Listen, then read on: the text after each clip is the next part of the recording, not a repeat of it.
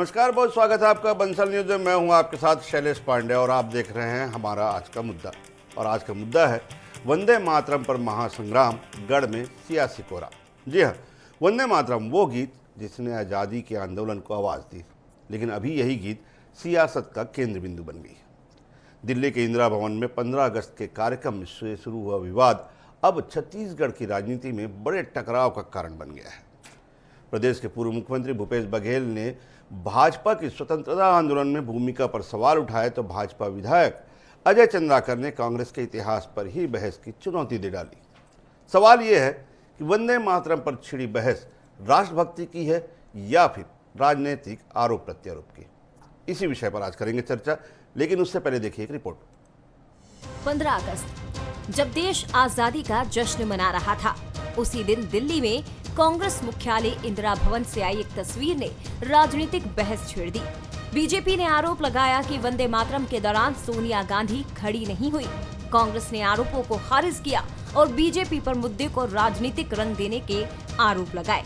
लेकिन मामला यहीं नहीं रुका। छत्तीसगढ़ में पूर्व मुख्यमंत्री भूपेश बघेल ने बीजेपी की राष्ट्रभक्ति और स्वतंत्रता आंदोलन में उसकी भूमिका पर सवाल खड़े कर दिए। वंदे मातरम के बारे में आजादी के पहले यदि 5 लोग भी वंदे मातरम गाते हुए निकल जाए तो गोली मार दी जाती थी अंग्रेजों के समय में। एक आध आदमी भारतीय जनता पार्टी कभी वंदे मातरम गया क्या? आजादी के पहले उस आंदोलन में भाग लिया क्या? ये तो कांग्रेस पार्टी है जो इसको लगातार हर कार्यक्रम में, राष्ट्रीय अधिवेशनों में, कांग्रेस के कार्यक्रमों में गाया जाता है। इनके कार्यक्रम में कब गाया गया? भारतीय जनता पार्टी या जनसंघ के कार्यक्रमों में वंदे मातरम कब गाया गया? भूपेश बघेल के बयान के बाद बीजेपी एक बार फिर आक्रामक हो गई। वरिष्ठ विधायक अजय चंद्राकर ने कांग्रेस के इतिहास पर सवाल उठाए। उन्होंने कहा कि कांग्रेस को वंदे मातरम और स्वतंत्रता आंदोलन के इतिहास पर बहस करनी चाहिए। इतना ही नहीं, चंद्राकर ने भूपेश बघेल को सार्वजनिक बहस की चुनौती भी दे डाली। मतलब अब विवाद सिर्फ एक तस्वीर या एक कार्यक्रम तक सीमित नहीं है। ये कांग्रेस और बीजेपी के बीच राष्ट्रवाद, स्वतंत्रता आंदोलन और राजनीतिक विरासत की लड़ाई में बदल गया है। सबसे पहली बात तो भूपेश बघेल को कांग्रेस के बारे में ही जानकारी नहीं। कांग्रेस का वंदे मातरम पर क्या दृष्टिकोण रहा है ऐतिहासिक रूप से, ये भूपेश बघेल जी जानते हैं क्या? कांग्रेस की जो भूमिका रही है वो ऐतिहासिक रूप से स्थापित है, तो वो भूमिका वंदे मातरम के बारे में नकारात्मक रही है। और इसीलिए मैं बार बार कहता हूं कि कांग्रेस जनहित के मुद्दों से कट गई है, जन समस्याओं से कट गई है। राष्ट्रीय स्तर पर, अंतर्राष्ट्रीय स्तर पर, विदेश नीति पर, गृह नीति पर, आंतरिक सुरक्षा पर, किसी भी विषय पर, छत्तीसगढ़ में किसी भी विषय पर कोई नीति दृष्टिकोण नहीं है। अप्रासंगिक हो चुकी पार्टी। वंदे मातरम एक ऐसा गीत जो कभी अंग्रेजी हुकूमत के खिलाफ संघर्ष का प्रतीक था। आज वही गीत राजनीतिक आरोप प्रत्यारोप के केंद्र में है। बीजेपी इसे राष्ट्रीय सम्मान का मुद्दा बता रही है, तो कांग्रेस इसे राजनीतिक ध्रुवीकरण की कोशिश कह रही है। दिल्ली से शुरू हुआ विवाद अब छत्तीसगढ़ की राजनीति में वैचारिक टकराव का रूप ले चुका है और इसी के साथ एक बार फिर इतिहास, राष्ट्रवाद और राजनीति आमने सामने खड़े दिखाई दे रहे हैं। कुल मिलाकर वंदे मातरम पर महासंग्राम के बीच गढ़ में सियासी कोहराम मचा हुआ है। गौरव शुक्ला, बंसल न्यूज, रायपुर। तो सवाल ये उठता है कि क्या वंदे मातरम को लेकर ये राष्ट्रभक्ति की बहस है या फिर राजनीतिक आरोप प्रत्यारोप का एक मंच बन चुकी है? इसे एक केवल माध्यम बनाया गया है एक दूसरे पर कीचड़ उछालने का या फिर कहीं न कहीं एक बहस छेड़ने का राष्ट्रभक्ति के नाम पर? इसी से जुड़े हुए बंसल न्यूज़ के 3 सवाल हैं। पहला सवाल, क्या 15 अगस्त के कथित वंदे मातरम विवाद ने इतिहास पर नई बहस छेड़ दी? दूसरा सवाल, क्या स्वतंत्रता आंदोलन की विरासत पर नया सियासी संघर्ष शुरू हो गया है? और तीसरा, क्या छत्तीसगढ़ में वंदे मातरम के बहाने 2028 के विधानसभा चुनाव की लड़ाई से पहले एक मुद्दा बन गया? तीनों सवालों के जवाब जानने की कोशिश करेंगे 3 खास मेहमानों के साथ। हमारे साथ भाजपा से तेज तर्रार प्रवक्ता उमेश घोरमुड़े जी हैं। उन्हीं से जानेंगे कि आखिर भाजपा के आरोप क्या है। धनंजय ठाकुर जी हमारे साथ में हैं, बेहद तेज तर्रार विश्वसनीय प्रवक्ता हैं। और उनके साथ में एक ऐसे शख्स आज हमारे साथ में हैं, हम उन्हें सामाजिक चिंतक कहें, वरिष्ठ राजनीतिक विश्लेषक कहें, विचारवान एक व्यक्ति कहें, ऐसा एक चेहरा है वीरेंद्र पांडे जी का। बेहद सम्मानी हमारे साथ में हैं, विश्लेषक के रूप में आज हमारे साथ में रहेंगे। आप तीनों का बहुत बहुत स्वागत है। लेकिन सबसे पहले उमेश जी, मैं आपके पास आता हूँ। वंदे मातरम का एक छोटा सा इतिहास मेरे पास है। 1875 में इसे लिखा गया, लेकिन सार्वजनिक तौर पर दिसंबर 1896 में कलकत्ता में पहली बार कहाँ गाया गया? भारतीय राष्ट्रीय कांग्रेस के अधिवेशन में रविन्द्रनाथ टैगोर जी के द्वारा। उसके बाद कोलकाता में उसी अधिवेशन के मंच में इसको दोबारा गाया गया। फिर 12वें अधिवेशन में फिर से इसे कांग्रेस के गाया गया और इसके बाद लगातार कांग्रेस के हर अधिवेशन में 1901 के बाद से कांग्रेस के प्रत्येक अधिवेशन में वंदे मातरम गाया जाता रहा। उसके बाद अब कह रहे हैं वंदे मातरम से कांग्रेस को परहेज है। उमेश जी थोड़ा बताएंगे? देखिए, आपने बहुत ठीक कहा और इतिहास के पन्नों को बहुत ही सलीके से कांग्रेस ने जो किया उसको बहुत सटीक आपने बताया और मैं 100% आपकी बातों से सहमत हूं। और तमाम अधिवेशन के अंदर में, चाहे आपने जिस प्रकार से जिक्र किया बकीम बापू जी द्वारा 1875 से लेकर के लगातार जो आपने इतिहास बताया, उसमें मैं एक कड़ी और जोड़ देता हूं कि किस प्रकार से आज़ादी की वीर गाथा, अंग्रेजों के खिलाफ लड़ाई को लेकर के एक वंदे मातरम पूरे राष्ट्र का एक मातरम बना, एक माध्यम बना अंग्रेजों के खिलाफ बुगुल फूकने का। 1905, जिसको हम 1905 को एक बंग भंग आंदोलन के नाम से भी जानते हैं, और 1906 में जिस प्रकार से बंगाल प्रांतीय सम्मेलन जो होना था, उस दौरान ब्रिटिश सरकार ने इस पर रोक लगाने का काम किया और लगातार कांग्रेस के इतिहास में जाएंगे तो लंबा समय बीत जाएगा। मेरा सवाल क्या है? सवाल किया, मैं उसी में आ रहा हूं और मैं सीधे आ रहा हूं। अब कांग्रेस क्या 1923 की स्थिति में आ गई है, जब कांग्रेस का ऐसा ही अधिवेशन, जिस प्रकार के अधिवेशन का जिक्र आपने किया, तमाम अधिवेशन के अंदर में कांग्रेस के वंदे मातरम गाया गया, लेकिन 1923 का अधिवेशन जो आंध्र प्रदेश के अंदर में हुआ था, काकीनाडा के अंदर में, उसकी अध्यक्षता किसने की थी? मौलाना मोहम्मद अली ने की थी। और उसी अधिवेशन के अंदर में वंदे मातरम को लेकर के उन्होंने आपत्ति दर्ज करने का काम किया था। क्या कांग्रेस की विचारधारा वहां से बदल गई क्या? और उसके बाद लगातार उसके विरोध में सुर कांग्रेस के अंदर से उठते रहे और ऐसा ही एक अधिवेशन मुस्लिम लीग का 1937 के अंदर में होता है, जहां पर वंदे मातरम को लेकर के और कांग्रेस के लेकर के विरोध किया जाता है, आपत्ति दर्ज की जाती है। और ठीक 1937 के अंदर ही कांग्रेस की कार्य समिति की बैठक माननीय पंडित जवाहरलाल नेहरू की अध्यक्षता में होती है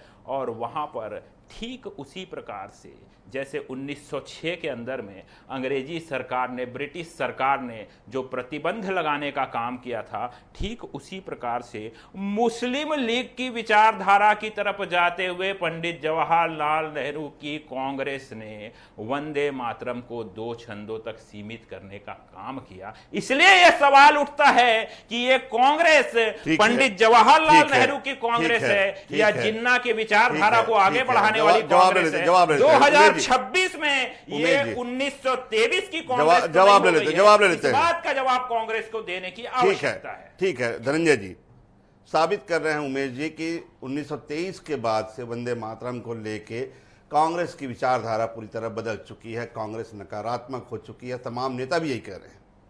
देखिए, आपने जिक्र किया 1875 का, 1896 का, 1905 का, 1937 का और आज तक का। जी, वंदे मातरम तो भारतीय गाते हैं ना, भारतीय सम्मान करते हैं ना, चाहे हिंदू हो, मुस्लिम हो, सिख हो, ईसाई हो, कोई भी धर्म का मानने वाला हो, वंदे मातरम गाते हैं ना। पर ये 1875 से लेकर आज तक जी आरएसएस ने वंदे मातरम क्यों नहीं गाया? यहाँ तो बड़े बड़े बातें कही जा रही है। ये आरएसएस को दोष देने से आप तो कांग्रेस के बारे में बताइए ना, जो उमेश जी कांग्रेस की विचारधारा पे सवाल उठाए हैं। सवाल ये है, बड़ा तकलीफ है शैलेश जी। मैं तो बात करूंगा ना, तो मैं तो बोलता हूं कि भारतीय जनता पार्टी का वंदे मातरम से कोई लेना देना नहीं है, भारतीय जनता पार्टी का राष्ट्र के आंदोलन से कोई लेना देना नहीं है, भारतीय जनता पार्टी का देश के नवनिर्माण से कोई लेना देना नहीं है। भारतीय जनता पार्टी का तो इस देश की आजादी, आधुनिकीकरण और इस देश के व्यवस्थाओं से कोई लेना देना नहीं है। तो जो भारतीय जनता पार्टी का देश के नवनिर्माण पर, देश की आजादी की लड़ाई पर, देश के विकास पर शून्य योगदान हो, नगण्य योगदान हो। जिस भारतीय जनता पार्टी ने देश की संपत्तियों को ही बेचने का काम किया सरकार में रहते, धनंजय जी, मेरा एक सवाल बीच में रोकने के लिए क्षमा चाह रहा हूं, लेकिन मेरा एक सवाल है। कांग्रेस के पहले तो आप स्टैंड क्लियर कर दीजिए। देखिए 3 तरह के स्टैंड आ रहे हैं। अभी आपने जो कहा उस पर तो हम चले जाते हैं, लेकिन जब आरोप लगा कि वहां पर जो है सोनिया गांधी ने इसे रोकने के लिए कहा या फिर मल्लिकार्जुन खड़गे ने रोकने के लिए कहा, तो पहले कांग्रेस की तरफ से जयराम रमेश जी की तरफ सफाई आई कि ऐसा कोई किसी ने नहीं कहा कि जो वहां पे वंदे मातरम रोको। इसके बाद सासाराम के सांसद हैं मनोज जी, उनका कहना है कि वहीं पे कांग्रेस के वरिष्ठ नेताओं ने वंदे मातरम रोकने के लिए कहा 2 छंद के बाद। एक दोनों तरफ से स्टैंड कर लीजिए, या आपने वहां पे रुकवाया थे या फिर जो है वो गाने के लिए किसी बीच में इंटरप्शन नहीं हुआ था। स्टैंड पहले क्लियर कर। देखिए मैं सासाराम के बयान को नहीं देख पाया हूं ना सुन पाया हूं। मनोज जी आप ही पार्टी के सांसद, समझ रहा हूँ, सांसद मैं तो स्वीकार कर रहा हूँ, मैं सुन नहीं पाया, देख नहीं पाया हूँ उन्हें बोला है कि नहीं बोला है, पहली बात। दूसरी बात, वहां वंदे मातरम गान हुआ, राष्ट्रध्वज के पश्चात होता है, तो भारतीय जनता पार्टी प्रोपगंडा कर रही है। दूसरी बड़ी बात जी, मैं तो बोल रहा हूं ना, ये भारतीय जनता पार्टी जिसका इस राष्ट्र से कोई लेना देना नहीं ना, और आप संघ में जाते हो तो आप टोकते हो। भाई आप हम पे आरोप लगा रहे हो, हम तो आपसे पूछ रहे हैं ना, 1925 में पैदा हुआ संघ आज तक क्यों वंदे मातरम गान की शुरुआत नहीं करते? आपको ओछी राजनीति करनी है, आपको नफरत की राजनीति करनी है, आपको नरेंद्र मोदी की नकामी छुपानी है। आप लोग को मालूम होगा, मैं हमारे साथ एक ऐसे शख्स भी हैं जो तमाम नहीं, मैं दूंगा आपसे जवाब, लेकिन एक बार मैं वीरेंद्र पांडे जी के पास पूरा कर लूं बात को, क्योंकि इतिहास की बात मैं पूरा बात कर लूं जी। दूसरी बात, जिस संघ के श्यामा प्रसाद मुखर्जी जी पे आरोप लगाते हैं कि जिन्ना के साथ गठबंधन करके बंगाल में सरकार बनाए थे, उस समय जो जिन्ना के सहयोगी रहे, और जिस भाजपा सरकार के 2 प्रधानमंत्री, चाहे अटल बिहारी वाजपेयी जी हो चाहे नरेंद्र मोदी, जो पाकिस्तान जाके गलबैया करते हैं, आज मोहन भागवत जी पाकिस्तान की तारीफ कर रहे हैं। तो जो पाकिस्तान प्रस्त जो लोग हैं, जो देश की आजादी के खिलाफ थे, जो अंग्रेजों से पैसा लेते थे, जो अंग्रेजों की मुखबिरी करते थे, अंग्रेजों से माफी मांगते थे, वो हमारे राष्ट्रवाद पर सवाल उठा रहे हैं। वंदे मातरम पे वापस आते हैं, वंदे मातरम पे वापस आते हैं। मैं आऊंगा उमेश जी, लेकिन एक बार मैं वीरेंद्र पांडे जी का एक बार इसमें जो है मत, क्योंकि बात इतिहास की हुई, आप दोनों ने इतिहास की बात कही है, आपने जो है 1923 के बाद कांग्रेस की विचारधारा की बात कही है, और धनंजय जी ने आरएसएस और भाजपा की विचारधारा पर सवाल उठाए। मैं वीरेंद्र पांडे जी के पास आता हूँ। वीरेंद्र भैया, सबसे बड़ी बात क्या है कि क्या वाकई में वंदे मातरम को लेके दोनों पार्टियों का जो स्टैंड है आपका, क्योंकि आपने शुरू से ही इस विषय को शुरू से ही देखा है, परखा है, उठाया है, दोनों पार्टियों का स्टैंड, जो इतिहास की बातें हो रही है, कितनी सच्चाई, कितनी दलील? जैसा आपने अपने प्रस्तावना में बताया जी कि बंकिम चंद्र चट्टोपाध्याय जी ने 1875 में जी इस गीत की रचना की थी, और इसकी प्रसिद्धि तब मिली जब 1882 में जी आनंद मठ नाम की पुस्तक में इन्होंने उसको प्रकाशित किया, और उसमें कुछ छंद बाद में जोड़े गए। और आपको ये मालूम होना चाहिए कि बंकिम चंद्र चट्टोपाध्याय अंग्रेज सरकार में डिप्टी कलेक्टर के पद पर काम करते थे जी। और जो आनंद मठ किताब है वो अंग्रेजों के खिलाफ का स्वतंत्रता संग्राम नहीं है, वो मुगलों के खिलाफ सन्यासी विद्रोह का है जी। और ये बात भी तथ्यात्मक रूप से सही है कि वंदे मातरम का पहला गायन 1896 में कलकत्ता के कांग्रेस के अधिवेशन में, मतलब पहली राजनीतिक पार्टी कांग्रेस है जिसमें इसका गायन हुआ, और वो भी गाया किसके द्वारा गया है? वो रविन्द्रनाथ टैगोर के द्वारा। उस समय पूरा गीत, पूरे 6 छंद गाए गए थे जी। लेकिन ये भी बात बिल्कुल सही है कि शुरू के 2 छंद वो पूरी तरीके से मातृभूमि की वंदना है, लेकिन आगे के छंदों में उसमें दुर्गा भी आती हैं, सरस्वती भी आती हैं, सब कुछ आती हैं।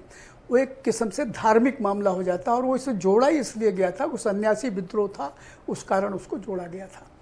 तो ये जब 2 प्रकार की आवाज़ें आने लगी कांग्रेस के अंदर भी जी। मुसलमानों का जो इस्लाम है वो खुदा के अलावा किसी की बंदगी को उनके यहाँ हराम है, तो विरोध का मामला भी आया, समर्थन का मामला भी आया। तो जवाहरलाल नेहरू ने रविन्द्रनाथ टैगोर से बात की, तो रविन्द्रनाथ टैगोर ने भी कहा कि हाँ, पूरे संदर्भ में देखेंगे तो ये मुसलमानों के लिए खिलाफ मालूम पड़ता है, इसलिए बीच का रास्ता उसमें निकाला गया कि भाई 2 ही छंद गाए जाएं। और केवल कांग्रेस ने ऐसा किया ऐसा नहीं। अच्छा, एक बात और है, संविधान सभा में राजेंद्र प्रसाद जी अध्यक्ष थे उसके, तो उन्होंने इसको वंदे मातरम गीत को अपने उसके जनगण मन के बराबर ही सम्मान देने की बात कही थी। वो प्रस्ताव वहाँ पास हुआ था। आपको जानना होगा कि जनसंघ और भाजपा, मैं तो लगातार उसमें रहा हूँ, जनसंघ से काम करता रहा हूँ, और जनसंघ और भाजपा में वंदे मातरम गाया जाता था, लेकिन भाजपा और जनसंघ में भी केवल 2 ही पद उसके गाए जाते थे, 2 पद से आगे नहीं गाए जाते थे। उसके 2 कारण हैं। एक तो वो कारण मैंने आपको बताया कि कुछ लोगों को धार्मिक आस्थाओं पर चोट लगती है, और दूसरा ये जो पूरे 6 पद गाए जाते हैं तो 2.5 से 3 मिनट का समय लग जाता है। ये 2.5 से 3 मिनट का समय बहुत अधिक होता है। आप ये देखते होंगे कई बार, पता नहीं कहाँ से वो बात शुरू हुई है कि किसी को मौन श्रद्धांजलि देना होता है तो कहते हैं 2 मिनट का मौन रखेंगे, ठीक है ना।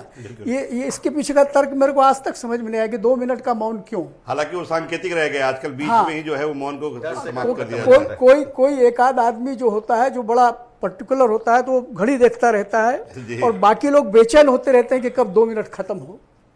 इसीलिए आप देखते होंगे जनगण मन का इसलिए स्वीकार किया गया। अच्छा, उसके बारे में भी एक विरोधाभास पैदा हुआ कि ये जॉर्ज पंचम की प्रशंसा में लिखा गया गीत है।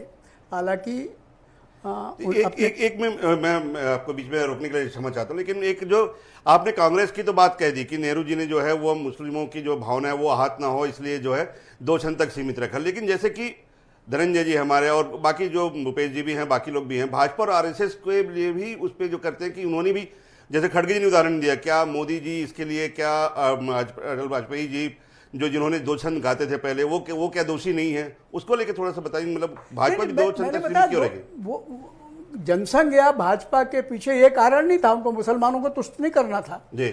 लेकिन स्वाभाविक रूप से कोई भी गीत जो है वो 2 पद जल्दी खत्म हो जाता है और उसमें जो भावनाएं हैं वो पूरी भावनाएं प्रकट हो जाती हैं जी। अच्छा, इसकी भी जरूरत नहीं है। मैं कहता हूँ 3-4 शब्द आप देखें हिंदुस्तान की राजनीति में और देश के लोगों में, एक वंदे मातरम जैसे ही बोले तो आदमी के मन में रोमांच आता है और बिल्कुल मातृभूमि के प्रति एकदम से प्रेम उमड़ता है, देशभक्ति उमड़ती है। वैसा ही एक दूसरा शब्द है जय हिंद, और जब विरोध और सब प्रदर्शन होता है तो उसमें आता है इंकलाब जिंदाबाद। सांकेतिक रूप से वीरेंद्र पांडे जी जो कहना है, अगर आप केवल वंदे मातरम कह दें, इसके अलावा कुछ ना कहें, तो भी वो सारे भाव आ जाते हैं। एक बड़ा शानदार तरीके से एक जो उन्होंने बीच का जो सरलीकरण दिया। हाँ उमेश जी, लेकिन मैं जो कांग्रेस पे आप आरोप लगा रहे थे तुष्टीकरण की, भाई तुष्टीकरण का तो मामला उन्होंने बता दिया, चलो ठीक है। अब अपने बारे में क्या कहेंगे? क्या आप समय बचाने के लिए जो है 2 छंदों का उपयोग करते थे? मैं आ रहा हूं, उस पर भी आ रहा हूं, लेकिन जो मुस्लिम भावनाओं का विषय है, इस प्रकार की भावना पूरे देश के अंदर, क्योंकि चाहे मुस्लिम हो या किसी भी धर्म के लोग हों, आजादी से पहले भी और जिन्ना से पहले भी सब लोग मिलकर के रहते थे। तो उसका एक ऐतिहासिक उदाहरण देखिए, आप धर्मनिरपेक्ष राष्ट्र में रहते हैं ना, सुनिए ना, इसलिए आपको सभी का मौलिक सम्मान करना पड़ेगा ना। अरे सुनिए ना, उसके बाद विषय क्यों आया? मैं आपको फैक्ट के साथ, उदाहरण के साथ बात कर रहा हूं। 20 मई 1906 जब ब्रिटिश सरकार ने उससे पहले वंदे मातरम पर प्रतिबंध लगाया, तो वंदे मातरम जुलूस का आह्वान किया गया। जगह थी बारीसाल, वर्तमान का अभी का बांग्लादेश। वहां पर हिंदू मुस्लिम तमाम लोग जुटे और तमाम लोगों ने, 10,000 से अधिक हिंदू मुस्लिमों ने एक साथ मिलकर के वंदे मातरम का गायन किया। तब किसी की धार्मिक भावना आहत नहीं हो रही थी। यह भावना तब आहत हुई, मैंने 1923 का जिक्र किया, जब मौलाना मोहम्मद अली साहब ने कांग्रेस के अधिवेशन की अध्यक्षता की। और सवाल इसलिए उठ करके आता है, अभी धनंजय जी लगातार सवाल पूछ रहे थे कि संघ के किस नेता ने किया, संघ के किस नेता ने वंदे मातरम मातरम कहा। भूपेश बघेल जी भी कमोबेश उसी लब्बो लबाब में सवाल उठाने का प्रयास कर रहे थे। तो जरा इनको इतिहास पढ़ने की आवश्यकता है। 1907 जाकर के फैक्ट भी चेक करिएगा। हमारे डॉक्टर केशव प्रसाद बलिराम हेडगेवार जी, जो संघ के संस्थापक भी हुए, उन्होंने स्कूल के अंदर वंदे मातरम का नारा लगाने का काम किया, अंग्रेजों के विरोध में नारा बुलंद करने का काम किया और एक अंग्रेज अफसर के सामने अपनी कक्षा में वंदे मातरम का नारा लगाया तो नील सिटी हायर सेकेंडरी स्कूल से उनको निकालने का काम किया। और एक फैक्ट और जाकर के चेक करिएगा, कांग्रेस के नेता हुआ करते थे, क्रांतिकारियों के समर्थक, उनके हितैषी डॉक्टर BS मुंजे साहब, उनके मदद से जब हेडगेवार साहब को स्कूल से निकाल दिया गया तो उनको यवतमाल के अंदर में विद्यागृह स्कूल में उन्होंने एडमिशन कराने का काम किया। तो ये बिना इतिहास को पढ़े यहाँ वहां से घुमा उमेश जी जवाब देते, समय कम है। 2026 में दिल्ली में खड़े होकर के इस प्रकार उमेश जी जवाब देते, समय कम है। उमेश जी समय कम है, जवाब लेते हैं। बातों बातों में भारतीय जनता पार्टी के विद्वान प्रवक्ता साथी, और सबसे पहले तो मैं हमारे आदरणीय जो पांडे जी उसको धन्यवाद देता हूं जो उन्होंने भारतीय जनता पार्टी के और जनसंघ के विषय में जानकारी दी। और ये कह रहे कि 1907 में बलिराम केशव हेगड़ेवार जी ने वंदे मातरम स्कूल में नारा लगाया और उसको स्कूल से निकाल दिया गया। वंदे मातरम का नारा ना, तो देश के तो मुस्लिम भी वंदे मातरम करके अंग्रेजों के खिलाफ रहे, ईसाई भी खड़े रहे, सारे लोग जो आज़ादी की लड़ाई में शामिल थे। उसके बाद 1925 में संघ का जन्म होता है, बलिराम हेगड़ेवार जी जो है संघ के संस्थापक बनते हैं। तो वही तो पूछ रहा हूँ, 1925 के बाद संघ में वंदे मातरम क्यों नहीं हुआ? वंदे मातरम के नारा लगा के अंग्रेजों के खिलाफ लड़ाई क्यों नहीं लड़ी गई? क्यों ऐसा भारत छोड़ो अंग्रेजों भारत छोड़ो आंदोलन में शामिल नहीं हुआ गया? क्यों आपके जो पूजनीय नेता है सावरकर अंग्रेजों से माफी मांगे, पेंशन पाए? सुन लीजिए ना, देखो मैं बोला ना, पर्चा खुलेगा तो पसीना छूटेगा, पसीना छूटेगा। सुन लीजिए ना, सबर तो लीजिए मेरे पर। 1946 में अरे सुन लीजिए ना भाई, देखो यही इसमें तकलीफ है, जब पर्चा खुलता है तो पसीना छूटता है। मैं सुन लो ना यार, मैं तो आपको डिस्टर्ब नहीं किया ना, आपको डिस्टर्ब तो नहीं किया। हमारे आदरणीय वरिष्ठ बैठे हुए विचारधारा अलग हो सकती, उन्होंने तो पूरा बता दिया। जनसंघ में भी वही गाया जाता था, तो जनसंघ में क्यों गाया जाता था? अगर आप इस खिलाफ थे तो क्यों गाया जाता था? दो लाइन को उन्होंने बहुत स्पष्ट किया, आपसे मेरे से अति विद्वान व्यक्ति है, अति जानकार व्यक्ति है, उन्होंने पूरी पारदर्शिता के साथ बातें रखी है। तो जो चीजें आ गई है वो भारतीय जनता पार्टी के झूठ का पर्दाफाश करता है। और बलिराम कैसे हेगड़ेवार जी कांग्रेस में थे तो वंदे मातरम करते थे, संघ बनाने के बाद क्यों भूल गए? क्यों आजादी की लड़ाई में शामिल नहीं हुए? क्यों अंग्रेजों के खिलाफ नहीं हुए? क्या संघ में ऐसी क्या बातें थी? आपके खुद के सवाल में खुद के जवाब है। क्यों भागे कांग्रेस छोड़ के? क्यों डरे अंग्रेजों से? क्यों अंग्रेज ने कहा वंदे मातरम बोले ना? 1907 में बलिराम कैसे हेगड़ेवार जी वंदे मातरम गाते हैं, वंदे मातरम नारा लगाते हैं, उसके बाद संघ में आते हैं तो संघ क्या अंग्रेजों के खिलाफ होने के बजाय शांत हो जाता है। सावरकर ने मना किया कि नाथूराम गोडसे ने मना किया। चलिए कंक्लूजन में आते हैं, कंक्लूजन में आते हैं। आपके डॉक्टर ने मना किया,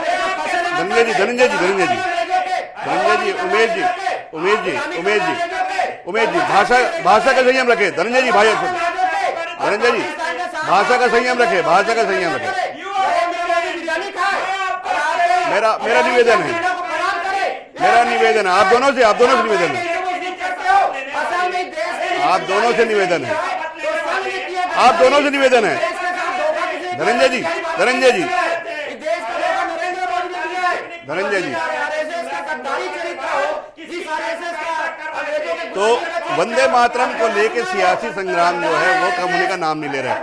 हमारे दोनों अतिथियों को जो भावावेश है उनको भी आप देख के समझ सकते हैं कि किस तरह वंदे मातरम को लेके अब ये केवल, जैसा कि वीरेंद्र पांडे जी बता रहे थे, अब ये केवल जो है वो राष्ट्रभक्ति की बात नहीं रह गई, राष्ट्रगान का मामला नहीं रह गया, बल्कि ये सियासत ही बन चुका है। हालांकि वीरेंद्र पांडे जी का जो कहना है उसमें एक बड़ी बात निकल कर आई है कि केवल गाना गाने से, केवल गीत गाने से, राष्ट्रगान का पूरा गान करने से ये अपनी राष्ट्रभक्ति की भावना प्रदर्शित नहीं होती है। अगर आप केवल वंदे मातरम का नारा लगाए तो भी राष्ट्रभक्ति की भावना प्रदर्शित हो सकती है। आप केवल जय हिंद कहें तो भी राष्ट्रभक्ति की भावना प्रदर्शित हो सकती है। इसे सियासी मुद्दा बनाने के बजाय राष्ट्रभक्त को, अपनी राष्ट्रभक्ति को अपने दिल में जो है रखना और केवल वंदे मातरम का नारा लगाना और जय हिंद कहना ही बेहतर होगा। उससे ज्यादा की आपको आवश्यकता नहीं, अगर आप अपने आप को राष्ट्रभक्त दिखाना चाहते हैं। आज की चर्चा में इतने ही। कल नए विषय के साथ फिर मुलाकात होगी। हमारे सभी मेहमानों को बहुत बहुत धन्यवाद। देश प्रदेश की तमाम खबरों और न्यूज़ अपडेट्स के लिए आप बने रहिए बंसल न्यूज़।